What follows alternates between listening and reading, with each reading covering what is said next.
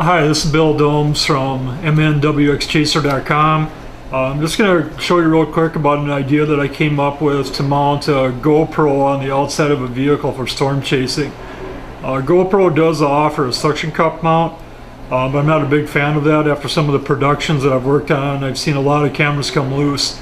So I had an idea of using a old CB mag mount antenna. I took the antenna off and it's got a threaded base on it, and it just happens that the threaded base on these antenna mounts are the same as a tripod mount that you would screw into the bottom of a camera. With GoPro, as you can see, we're using a Hero 2 here, but it's still the same mount that they would use for the new ones, for the Hero 3s. They do offer an accessory of a tripod mount. As you can see here, it's just the standard base on it. That'd be the same like on the bottom of your camera if you're going to screw in a tripod mount to the bottom of it.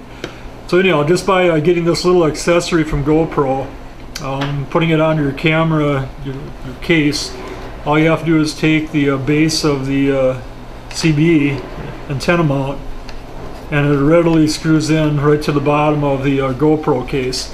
So now all you would have to do is put your camera into the case,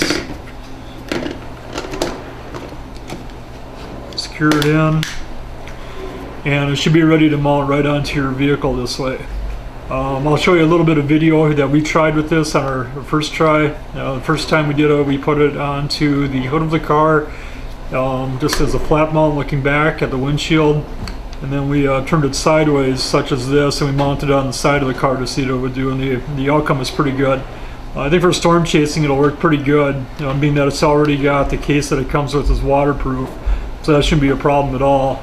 And with it being a mag mount, it's pretty easy to turn, quickly as to the direction you want the camera to shoot at. So anyhow, just hold on a second here and we'll show you the video that we shot with it.